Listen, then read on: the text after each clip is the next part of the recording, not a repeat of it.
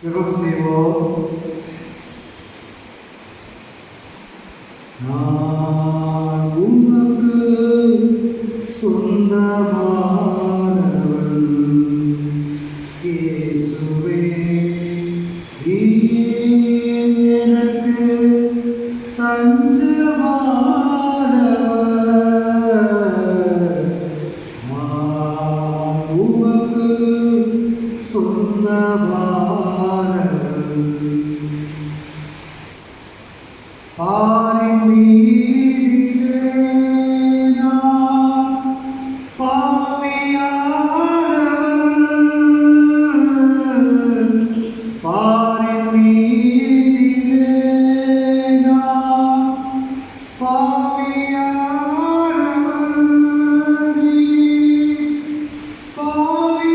பாவியேனையும் தேடி பாரில் வந்தவர்.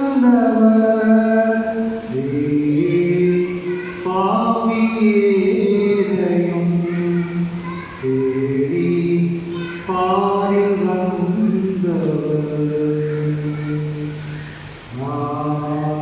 உமக்கு சொந்தமானவன் இயேசுவே, நீர் எனக்கு தஞ்சமானவர். நான் உமக்கு சொந்தமானவன். வாழ்வு ஈந்தவர் நீர் வல்ல ஆண்டவர். வாழ்வு ஈந்தவர் நீர் வல்ல ஆண்டவர். வாழ்த்தை ஈகிறேன் நீர் ஏற்க வேண்டுமே. என் வாழ்க்கை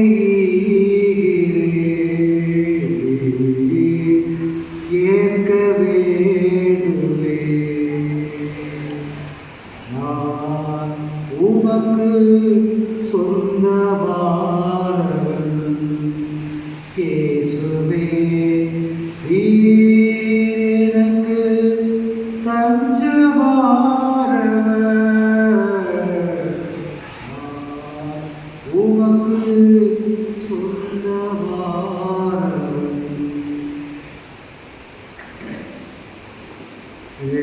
ஆண்டவரே, இது புதிய மாதத்திற்காக நன்றி செலுத்துகிறோம்.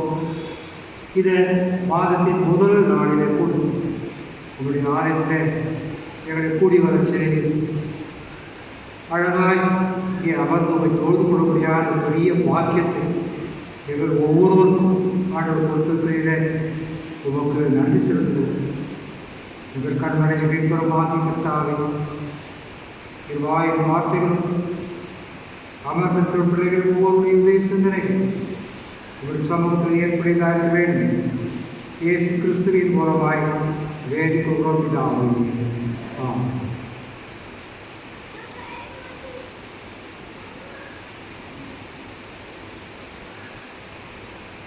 கிறிஸ்துவுக்குள் அன்பானவர்களே,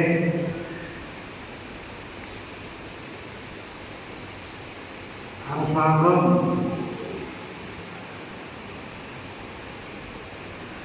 பல்வேறு கட்டுப்பாடுகளை நமக்கு விதிக்க அது தொலைக்காட்சியில் செய்தியிலே பார்க்கிறோம். கொரோனா எண்ணிக்கை அதிகமாகிக் கொண்டு வருகிறது இல்லையா? ஒரு 3 நாட்களாக இந்த செய்தியை நாம் பார்க்கிறோம். கொரோனா எண்ணிக்கை அதிகமாகி வருகிறது. ஆனால் உங்களுக்கு தயவுசெய்து நான் சொல்லுகிறேன், அறிவிப்பிலும் சொல்லுகிறேன். இன்றைக்கு தான் நிறைய குழந்தைகளெல்லாம் கொண்டு வருகிறாங்க. 10 வயதுக்கு உட்பட்ட குழந்தைகளை அழைத்து வர வேண்டாம். 65 வயதுக்கு மேற்பட்டவர்கள் ஆலயத்துக்கு வர வேண்டாம் என்ற கட்டுப்பாடுகள் நமக்கு இருக்கிறது. மாஸ்க் அணியணும், சோஷியல் டிஸ்டன்சிங், சானிடைசர் போடணும், போராமல் கடைபிடிக்கணும். நேற்று தான் நினைக்கிறேன் புரசைவாக்கம் டீனர் போகிற இடங்களில் அங்கே அந்த ஷாப்பிங் காம்ப்ளெக்ஸ்லாம் திடீரென்று மூடப்பட்டது என்று ஒரு செய்தி கேள்வி. மக்கள் மிகவும் நெருக்கி அடித்து கொண்டு அங்கே நடமாடுகிறார்கள், ஷாப்பிங் செய்கிறார்கள் என்று அங்கே திடீரென்று கடைகளெல்லாம் மூடப்பட்டது என்ற ஒரு செய்தி கேள்விப்பட்டது. நான் ரொம்ப எச்சரிக்கையாக இருக்கணும். அப்படி திருச்சபையில் நிறைய பேரை கொரோனாவில் நாம் இழந்திருக்கிறோம். பெரம்பூர் பகுதி ஒரு நெருக்கமான ஒரு பகுதி, மற்ற இடங்களை காட்டிலும் பெரம்பூர் நெருக்கமாய் வீடுகள் ரொம்ப கன்ஜஸ்டடாக இருக்கிற ஒரு பகுதி. ஆகவே நோய் தொற்று மிக வீரியமாக இருக்கும், அன்பை நிறைய மக்களை தாக்கும். நம்ம ரொம்ப ஜாக்கிரதையாக இருக்க வேண்டியது நம்முடைய கடமையாக இருக்கிறது. நீங்கள் சொல்ல வேண்டியது கடமை இல்லையா? நீங்கள் தான் அதை பின்பற்ற வேண்டும். ஆலயம் முடிந்து போகும்போது கூட யாரையும் நலம் விசாரிக்க வேண்டாம், ஃபோனில் பேசுங்க. எப்படி இருக்கீங்க, நல்லா இருக்கீங்களா இல்லையா? வேறு வழி இல்லை. அங்கே ரொம்ப நேரம் நின்று மக்களோடு பேசி பழகி செல்வது கூட ஒரு ஆபத்தான செயலாக இருக்கிறது. உங்களுக்கு அதிகமாக சொல்ல தேவையில்லை, நீங்கள் நிச்சயமாக கடைபிடிப்பீர்கள். மக்கள் கூட்டம் அதிகமாக இருக்குமானால் அந்த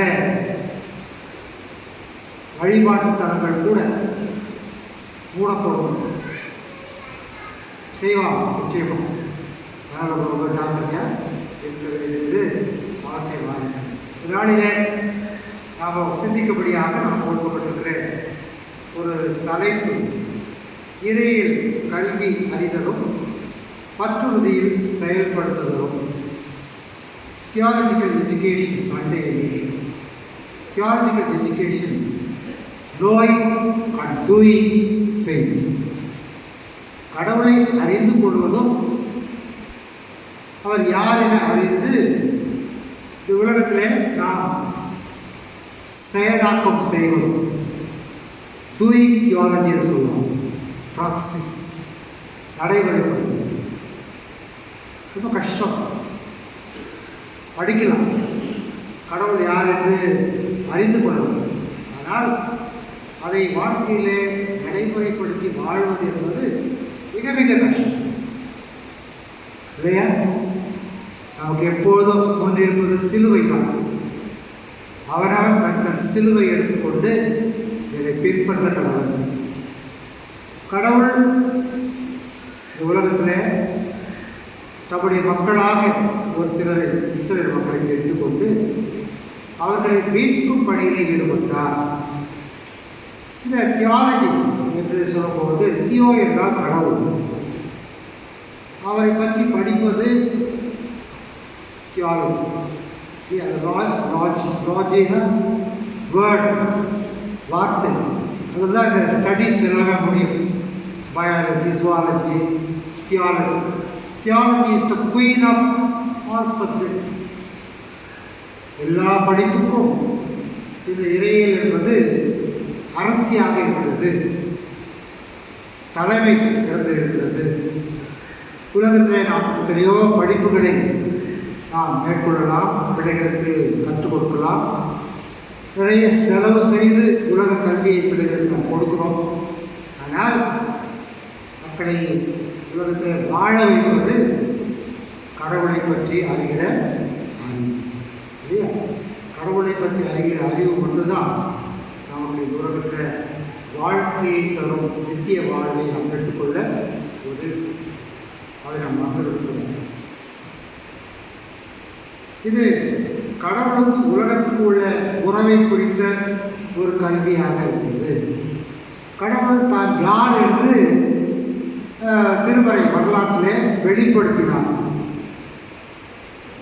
தன்னை சொல்லும்போது நான் இருக்கிறவராகவே இருக்கிறேன் மோசேக்கு வெளிப்படுத்தவும். அப்படி சொன்னவர் என் மக்களிடம் கூக்குரலை கேட்டு நான் இறங்கி வந்திருக்கிறேன். எப்பொழுதுமே மிக திருமறையில இறையல் கல்வி தான். இறையல் கல்வி என்பது இந்த 66 புத்தகங்களையும் நாம் படிப்பது. அந்த புத்தகங்கள் என்ன சொல்லுகிறது, கடவுளை பற்றி என்ன சொல்லுகிறது என்பதை நாம் அறிந்து கொள்வோம். எல்லா புத்தகமே 66 புத்தகமே கடவுள் தருகிற விடுதலை வாழ்வை குறித்து பேசுகிறது. விடுதலை என்று சொன்னீங்கன்னா அதே நீங்கள் எல்லா புத்தகத்துக்கும் தலைப்பை வைக்கலாம். அந்த அளவுக்கு ஆதியாகமம் முதல் வெளிப்படுத்த விசேஷம் வரைக்கும் இந்த விடுதலை தருகின்ற ஆண்டவர் இந்த தலைப்பிலே தான் எல்லா புத்தகங்களும் நமக்கு செய்தியை சொல்லுகிறது. ஒரு புத்தகம் இருக்கிறது, எஸ்தர் நூலில் கடவுளை பற்றி ஒரு வார்த்தை கூட கிடையாது. கடவுள் என்ற பெயரே கிடையாது. ஆனால் அதை ஏன் திருமறையில் ஒரு புத்தகமாக சேர்த்தார்கள் சொன்னால், அதிலே வருகின்ற பூரி பண்டிகை அது கூட யூத மக்களுக்கு அழிவு ஏற்படாத வண்ணம் ஆண்டவர்களை காப்பாற்றி விடுதலை அளித்தார். ஆக விடுதலை அளிக்கின்ற செய்தியையே திருமறை முழுவதும் நாம் வாசிக்கிறோம். இது குறித்து சில அறிஞர்கள் என்ன சொல்றாங்க நாம் பார்ப்போம். கடவுளின் அறிவியல் என்று அல்லது ஒரு சமயத்தின் இயல் என்று வெப்ஸ்டர்ஸ் டிக்ஷனரியில் சொல்லப்பட்டிருக்கிறது. நிறைய விஞ்ஞானம் இந்த உலகத்தில் சயின்ஸ், அதில் கடவுளை பற்றிய அறிவியல், அதாவது தியாலஜி, கடவுளை பற்றி நாம் முழுமையாக அறிந்து கொள்வது, கடவுளின் இருப்பு நிலை, அவருடைய பண்புகள் என்ன, அவருடைய செயல்பாடுகள் என்ன, அவருடைய அதன் மூலமாய் நாம் பெற்றுக்கொள்ள வேண்டிய சமய கடமைகள் என்ன, இதையெல்லாம் நமக்கு சொல்லிக் கொடுப்பது தான் தியாலஜி.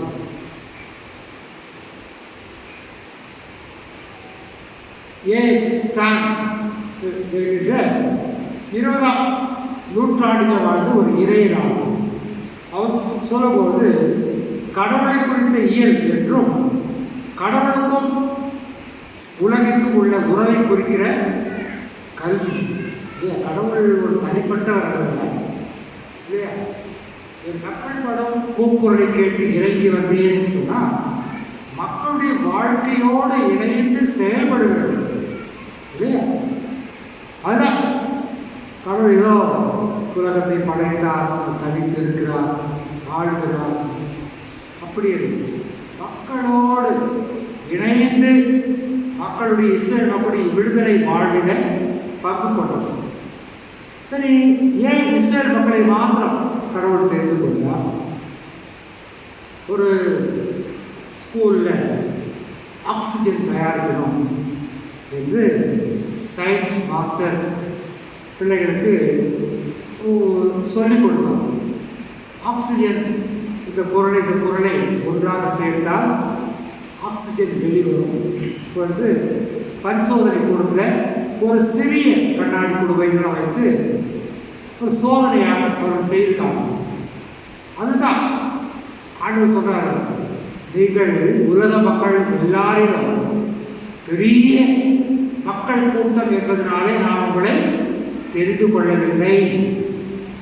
நீங்கள் குறைவான மக்கள் கூட்டம், அவர்கள் வாழ்விலே அவர் வெளிப்பட்டு அவர்களுக்கு விடுதலை கொடுத்து மீட்டுக் கொள்வதன் மூலமாக தான் யார் என்பதை கடவுள் வெளிப்படுத்துகிறார். இந்த உலகம் முழுவதை மீட்டுக் கொள்ள வந்த ஆண்டவர் என்பதை கடவுளிலே வெளிப்படுத்துவதை பார்க்கின்றோம். சார்ல்ஸ் ரைன் என்கின்ற இளைஞராளர் கடவுளை குறித்து சிந்திப்பது மற்றும் அந்த சிந்தனையை ஏதோ ஒரு விதத்தில் வெளிப்படுத்துவது, படிச்சுட்டு சும்மா இருக்கிறது. இறையின் கல்வி என்பது இப்பெல்லாம் ஆயர்களாக தெரிந்து கொள்ளப்பட்டவர்கள் 4 ஆண்டுகள் கல்லூரிக்கு அனுப்பப்பட்டு படிக்கிறார்கள். எல்லாருமே இறையியல் படிக்கிறோம். அந்த நோக்கத்தோடு தான் நம்முடைய லைன் அரங்கத்தில் அங்கே வகுப்புகள் எல்லா இறை மக்களுக்கும் எடுக்கப்பட்டு யாரெல்லாம் விரும்புகிறீர்களோ அங்கே சேர்ந்து கடவுளை பற்றிய இந்த அறிவியலை நாம் கற்றுக்கொள்ளலாம் என்று நமக்கு வசதி செய்து கொடுத்திருக்கிறார்கள். நீங்கள் நிறைய பேர் அதில் சேர்ந்து படித்தும் இருக்கிறீர்கள், தெரிந்து கொண்டும் இருக்கிறீர்கள். அதை நம்முடைய பேராயம் ஏற்படுத்தி வைத்திருக்கிறது. அந்த சிந்தனை, கடவுள் யார் என்ற சிந்தனையை ஏதோ ஒரு வகையில் வெளிப்படுத்துவது, அதான் டூயிங் தியாலஜி, டூயிங் ஃபெய்த். நம்முடைய விசுவாசத்தை செயல்படுத்துவது இல்லையா? செயல்பாடு இல்லாத விசுவாசம் செத்தது. கலாத்தியில் வாசிக்க இது யாக்கோபு. செயல்பாடு இல்லாத விசுவாசம் செத்தது. செயல் இருக்கும். ஒரு படிக்கிறோம் என்று சொன்னால் அதை வாழ்க்கையில செயல்படுத்த வேண்டும். ஆண்டவர் மோசேக்கு தன்னை வெளிப்படுத்தினார்.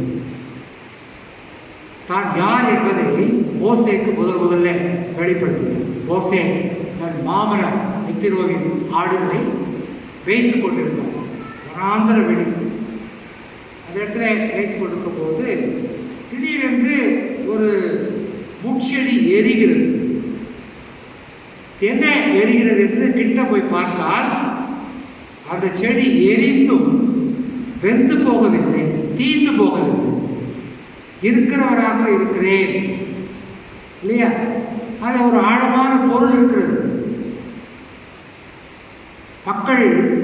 என்னுடைய மக்கள் வேதனைப்படுகிறார்கள், துன்பப்படுகிறார்கள். இஸ்ரேல் மக்களை பற்றி ஆண்டவர் சொல்றார். ஏறக்குறைய 430 ஆண்டுகள் அங்கே போய் பல தலைமுறையாக அடிமையாய் அந்த பாண்டட் லேபர், அந்த தொழிலை செங்கல் சூழலை பணி செய்து கொண்டிருக்கிறார்கள். அவர்கள் சரியான கூலி கிடையாது, நீண்ட நேரம் பணி செய்ய வேண்டிய ஒரு நிலை. அவர்களை போட்டு அடிப்பார்கள். அப்பொழுது மக்களுக்கு அந்த வேதனையிலிருந்து ஒரு விடுதலை வேணும். ஐயோ, எங்களை காப்பாற்ற யாரும் இல்லையா? அது கூட அப்படிதான் கதறுது. ஐயோ, எங்களை காப்பாற்ற யாரும் வரமாட்டீங்களா? அப்புறம் நம்ம ஆண்டவரை அறிந்து கொண்ட பிறகு, ஆண்டவரே என்னை காப்பாற்ற மாட்டீங்களா சொல்றோமா இல்லையா?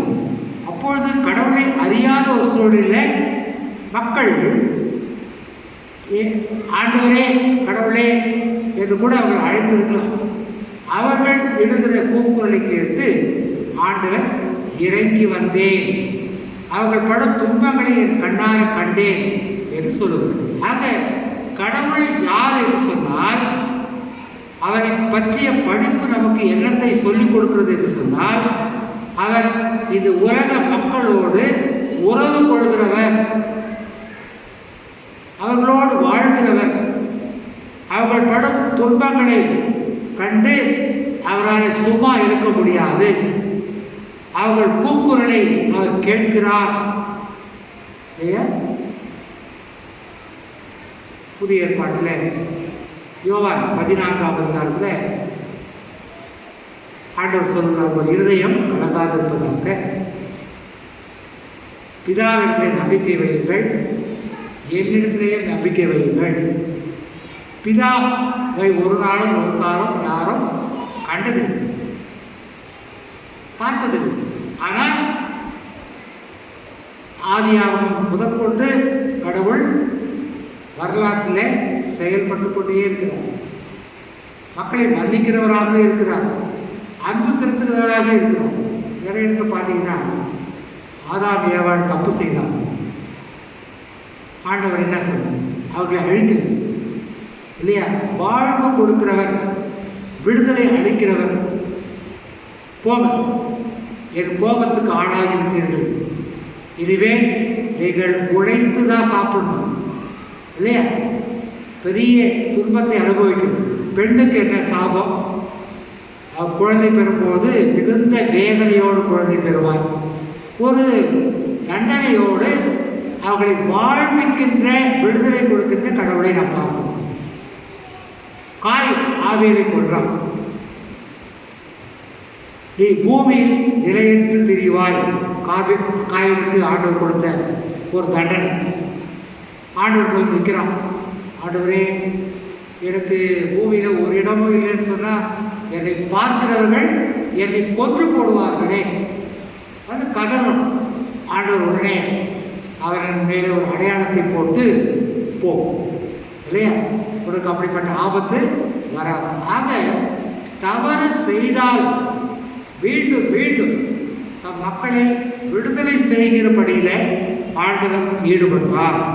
இப்போ நமக்கு தெரியும் கடவுள் யாருன்னா அவர் தெரியும். அவர் சொல்லுகிறபடி நான் இருக்கிறவராகவே இருக்கிறேன்.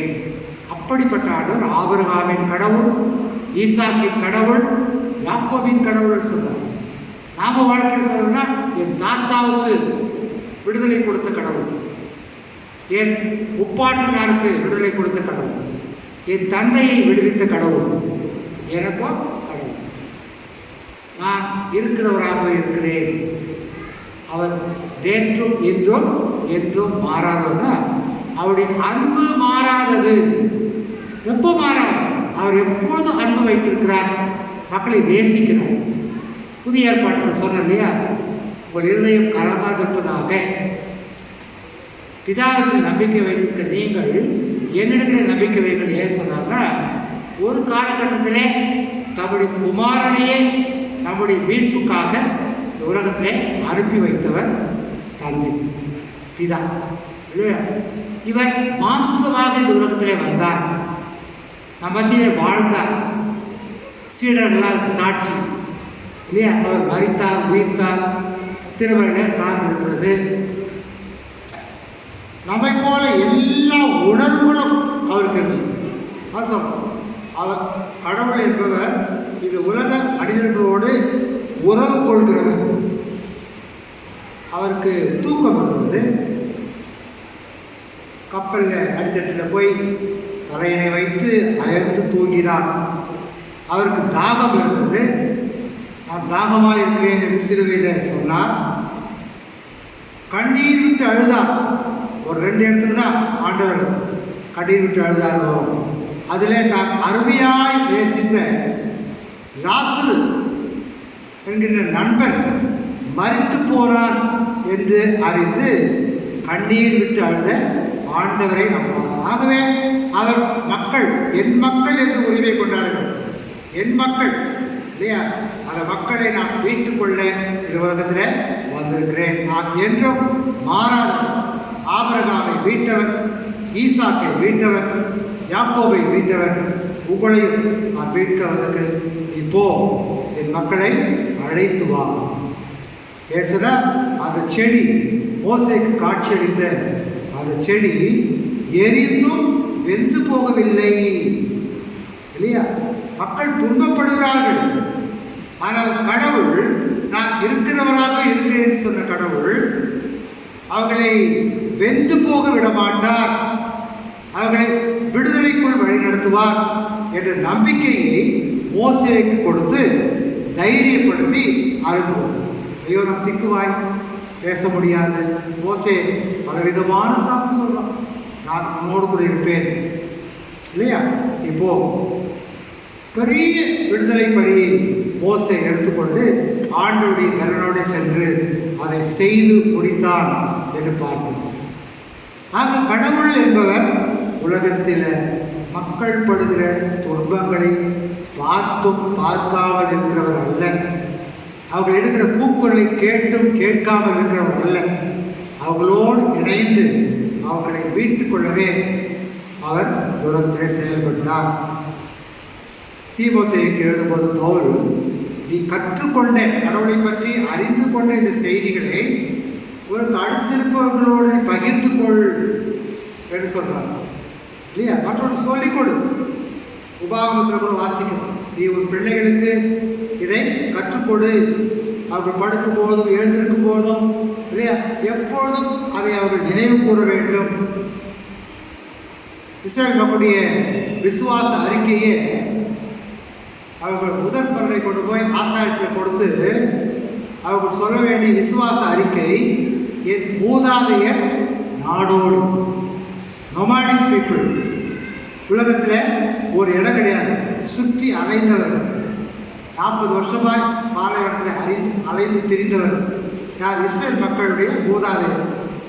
அவர்களை மீட்டு கொண்டு வந்து கானான் என்கின்ற செழிப்பான தேசத்தில் சேர்த்தார். அப்படி விடுதலை செய்த கடவுள் திருமறை முழுவதும் கடவுள் விடுதலை கொடுக்கிறவராகவே வாழ்ந்தார் என்று நாம் பார்க்கின்றோம். யோவான் 12ஆம் அதிகாரத்தில் கோதுமை மணி நிலத்தில் விழுந்து செத்தால் ஒழிய அது பயன் கொடுக்காது, அது செத்ததே ஆகில் மிகுந்த பயனை கொடுக்கும். அவருடைய வாழ்வு, மரணம், பாடு இவைகளை குறித்து தான் ஆண்டவர் பேசுகிறார். அவர் இந்த உலக மக்களின் பாவங்களுக்காக அவரை மீட்டுக் கொள்வதற்காகவே இந்த பாடுகளை ஏற்றுக்கொண்டு அவர் எல்லா துன்பங்களையும் அனுபவித்தார். தான் மரணமடைய போவதுதான் கோதுமை மணி நிலத்தில் விழுந்து சாவதை குறித்து அவர் சொல்லுகிறதை நாம் பார்க்கின்றோம். யோவான் 12 கூட இங்கே இயேசுவை பார்ப்பதற்காக சில கிரேக்கர்கள் வருகிறார்கள்.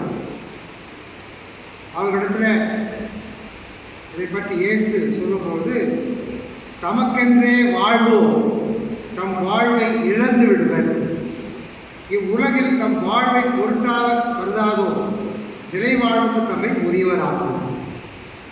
தமக்கு நான் நான் நான் என்று உலகத்தில் சுயநலமாய் வாழ்கிற மக்கள் அந்த வாழ்வை இழந்து விடுவார்கள். பிறருக்காக வாழ்கிறவர்கள், பிறர் விடுதலைக்காக தங்களை அர்ப்பணிக்கிறவர்கள் என்றும் அவர்கள் நிலைத்து வாழ்வர், நித்திய வாழ்வை பெற்றுக்கொள்வார்கள். இட்டர்னல் லைஃப்னு சொல்லுவாங்க. மரித்தும் இன்றைக்கும் சிலரை குறித்து நாம் பேசுவோம் இல்லையா? அவெல்லாம் அந்த நித்திய வாழ்வை வாழ பிறருக்காக தம்முடைய உயிரை அர்ப்பணித்தவர்கள் இல்லையா? அப்படிப்பட்ட ஒரு சிலை குறித்து நாம் சொல்லணும்னு சொன்னால், நெல்சன் மண்டேலா தென்னாப்பிரிக்க நாட்டில் டைமண்ட் நிறைய இருக்கிறது. அந்த சுரங்கத்தை தோண்டி பணி செய்து டைமண்ட் எடுப்பதற்காக வெள்ளைக்காரர்கள் அங்கே போய் கருப்பினத்தவர்களையே அடிமையாக்கி அந்த பணியில் ஈடுபடுத்தி டைமண்ட்லாம் எடுத்து அவர்களை அடிமைகளாகவே வைத்திருந்தார்கள். இவங்க அங்கே செட்டில் ஆகிட்டாங்க. நெல்சன் மண்டேலா என்னுடைய மக்கள் விடுதலைக்காக நான் போராடுவேன் என்று சொல்லி அவர்களுக்காக போராடி அந்த அரசாங்கத்தை எதிர்த்து நின்றார். அதற்காக அவரை சுமார் 27 ஆண்டுகள் சிறையில் அடைத்தார். பெரிய கொடுமை, பெரிய கொடுமை. அவர் வாழ்ந்த காலத்தில் இந்த நாட்டில் இப்பொழுது இருக்கிற சிறை வசதிகள்லாம் கிடையாது. மிக கொடுமையாய் அந்த சிறை தண்டனை அனுபவித்து அவர் 27 ஆண்டுகள் அதில் இருந்தார். அப்போது ஒரு முறை அவர் எழுதிய புத்தகத்தில் சொல்லுகிறார், அந்த சிறை கம்பிகள் வழியே வெளியே பார்த்து என் இன பிள்ளைகளும் கருப்பின பிள்ளைகளும் இந்த வெள்ளைக்கார இன பிள்ளைகளும் ஒன்றாய் ஒரு காலத்தில் பள்ளிக்கு மகிழ்ச்சியாய் கைகோர்த்து கொண்டு செல்வார்கள். அந்த கனவை அவர் கண்டார். இவர்கள் விடுதலை பெறுவார்கள், அடிமைகளாய் வாழ மாட்டார்கள் என்று சொல்லி அப்பொழுதே அவர் அதை கனவாய் கண்டு அவர் விடுதலை பெற்ற பிறகு அந்த நாட்டின் அதிபராகி ஒரு நல்ல தலைவராக ஆட்சி செய்தார். அடிமைப்பட்டு கிடந்த அவருடைய இன மக்களுக்கெல்லாம் ஒரு பெரிய விடுதலை கிடைத்தது என்பதை வரலாற்றில் அறிந்து கொள்கிறோம். இன்னும் கூட யாசர் அராஃபத் பாலஸ்தீன மக்களுக்காக போராடினார். அவர்களுக்காக தன் உயிரையே கொடுத்தவர். அவருடைய போராட்டத்தை பொறுத்து கொள்ளாமல் சிறிது சிறிதாக உணவிலே விஷம் கொடுத்து கொல்லப்பட்டார் என்பது செய்தி. அவருடைய பிரிவை பாலஸ்தீன மக்களால் இன்றைக்கும் தாங்கிக் கொள்ளவே முடியவில்லை. இஸ்ரேல் மக்கள் அப்படி பாலஸ்தீன மக்களை அடிமைப்படுத்தி வைத்திருக்கிறார்கள். அங்கே போனீங்கன்னா பெரிய சுவர், பாலஸ்தீனத்தையும் இஸ்ரேலை பிரிக்கிற சுவர். இதை பாலஸ்தீன மக்கள் இஸ்ரேல் நாட்டுக்குள்ளே வாசல் வழியை உள்ளே போய் அங்கே வேலை செய்யலாம். அங்கே இரவிலே தங்க முடியாது. மீண்டும் அந்த வாசல் வழியாக அவருடைய நாட்டுக்கு வந்துவிட வேண்டும். சுவர் தான் இரண்டு நாட்டையும் பிரிக்கிறது. அடிமைத்தனம், உலகம் முழுவதும் அடிமைத்தனம். ஆண்டவர் விடுதலை செய்கிற ஆண்டவர். கடவுள் யார் என்று அறிந்து கொண்டவர்கள் இவர்களெல்லாம். யாசர் அராபத்து சரி, எந்த கடவுளாக இருக்கும், அவர் நம்புகிற கடவுள். அவர் விடுதலை கொடுக்கிறவர், நம்முடைய ஆண்டவர் விடுதலை கொடுக்கிறவர் என்று நெல்சன் மண்டேலா அறிந்து கொண்டார். அதனால தான் அந்த சிறை தண்டனை பெற வேண்டிய அவசியம் ஏற்பட்டது. தன்னுடைய மக்களுக்காக போராடினார். மதர் தெரேசா இந்த டூயிங் தியாலஜி என்பதை நடத்தி காட்டணும். ஒரு நாட்டில், நம்ம நாட்டை சேர்ந்தவர் அல்ல, அவர் இன்னொரு நாட்டை சேர்ந்தவர். இங்கே கல்கட்டாவில் இருக்கிற அந்த ஸ்லம் பகுதியில் அங்கே இருக்கிற பிள்ளைகளுக்கு நற்பணி செய்ய வந்தவர். 5 ரூபாயில் தன்னுடைய பணியை துவக்கினவர். இன்றைக்கு உலகம் முழுவதும் சுமார் 80 நாடுகளில் மிஷனரிஸ் ஆஃப் சேரிட்டி ஒரு இயக்கம், அவருடைய இயக்கமாக நடைபெற்று கொண்டிருக்கிறது. நம்முடைய அரசாங்கம் அவருடைய சேவையை பாராட்டி கௌரவித்தது, அவளுக்குரிய மரியாதையை கொடுத்தது. நம்ம இந்து நாடுன்னு சொல்கிறோம், இந்து அரசாங்கம் சொல்கிறோம். ஆனால் கிறிஸ்துவை, கடவுளை யார் என்று வெளிப்படுத்தின மதர் தெரேசா. கடவுளை பற்றி அறிந்து கொண்டால் மட்டும் போதாது, மற்றவர்களுக்கு அதை செயல்முறைப்படுத்தி காட்ட வேண்டும் என்பதை தன் வாழ்க்கையிலே குறிக்கோளாக கொண்டு செயல்பட்டது.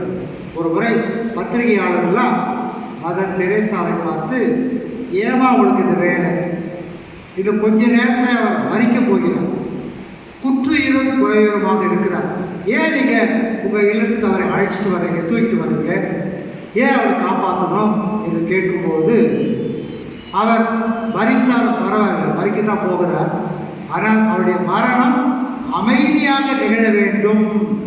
சரிங்களா? அவருடைய மரணம் அமைதியாக நிகழ வேண்டும். அதனால தான் அவர் அந்த சூழ்நிலை கூட என்னுடைய மிஷனரிஸ் ஆஃப் சேரிட்டி இயக்கத்தை தூக்கிட்டு வந்து அவரை நாங்கள் பராமரிக்கிறோம், அவர் உயிர் இருக்கிற வரைக்கும் நாங்கள் பராமரிக்கிறோம் என்று சொல்லி மதர் தெரேசா சொல்ல பத்திரிகையாளர் வியந்து பார்த்தார் என்பது ஒரு செய்தி.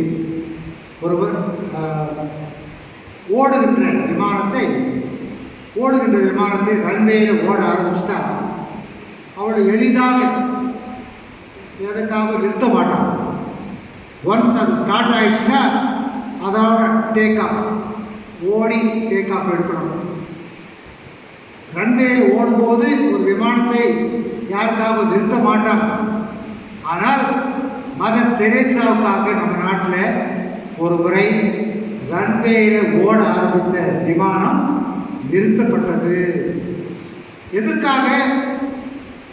சோஷியல் சர்வீஸ் செய்கிற, கடவுளை வெளிப்படுத்துகிற மதர் தெரேசா அந்த விமானத்தில் பிரயாணப்பட்டு இன்னொரு இடத்துக்கு செல்ல வேண்டும் என்பதற்காக அல்ல. அவர் கையில் தான் செல்ல வேண்டிய இடத்துல ஒரு மனிதனுடைய உயிரை காப்பாற்ற வேண்டிய ஒரு உயிர் காக்கும் மருந்தை வைத்திருந்தார்.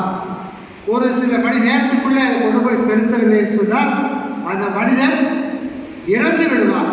இதை கேள்விப்பட்ட அரசாங்கம் அதிகாரிகள் ரன்வேயில் ஓட துவங்கின அந்த விமானத்தை மதர் தெரேசாவுக்காக நிறுத்தினார்கள் என்று ஒரு செய்தி வாசி.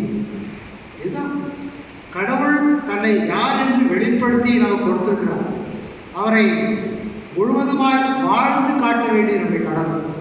மோசே வாழ்ந்து காட்டினார், பவுல் அப்போஸ்தலர் வாழ்ந்து காட்டினார், நாம் இப்போ சொன்ன நம்முடைய தலைவர்கள் இவர்களெல்லாம் வாழ்ந்து காட்டியிருக்கார். கிரகாம் ஸ்டெயின்ஸ் விர்காம் ஸ்டெயின்ஸ் கடவுளை பற்றி அறிந்து கொண்டது மட்டுமல்ல, தியாலஜி படித்தவர் மட்டுமல்ல, அதை செய்து காட்டினார். குடும்பத்தோடு வந்து தொழுநோயாளிகள் மத்தியிலேயே தங்கி அதை காயங்களை தொட்டு சுகப்படுத்தினார். இந்த நாடு அவரையும் அவருடைய பிள்ளைகளையும் அநியாயமாய் கொண்டு போனார் இல்லையா? அவர்கள் தான் மரித்தாலும் இன்றைக்கு பேசப்படுகிறார்கள். அதுதான் நித்திய வாழ்வு. தமக்கென்று வாழ்வோர் தம் வாழ்வை இழந்து விடுவர். இவ்வுலகிலே தம் வாழ்வை பொருட்டாக கருதாதோர் நிலைவாழும் தம்மை உரியவராகுவார். அதான் டூயிங் தியாலஜி. ஆண்டவர் இயேசு கிறிஸ்து செய்தார். இவர் பாவியோட வீட்டில் போய் சாப்பிட்றாங்க. ஆண்டவராக இயேசு கிறிஸ்துவை பற்றி சொல்லப்பட்ட ஒரு பெரிய குறை. சகேவை அழைத்து, இன்றைக்கு இந்த வீட்டுக்கு ரட்சிப்பு வந்தது, இழந்து போனதை தேடவும் ரட்சிக்கவே மனுஷகுமாரன் உலகத்தில் வந்திருக்கிறார். ஆண்டவர் செய்தார். அப்படிப்பட்டவர்கள் தான் தேடி போனார். ஒரு பாவி விபச்சாரி என்று சொல்லப்பட்ட பெண் விலையுயர்ந்த நடனம் என்ற தயத்தை உடைத்து அவள் பார்த்து அபிஷேகம் செய்த போது சீடர்கள் ஒருவருத்தார். ஆண்டவர் இந்த செய்தி எங்கெல்லாம் சொல்லப்படுமோ இங்கெல்லாம் இந்த பெண்ணை பற்றியும் சொல்லப்படும், சொல்ல வேண்டும் என்று கட்டளை.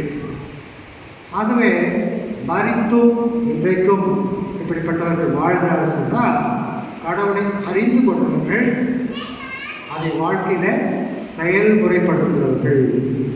நாம் கூட கடவுள் யார் என்று இப்போ நமக்கு தெரியும். மக்களோடு உறவாடுகிறவர், அன்பு கொண்டவர், இரக்கமுள்ளவர்.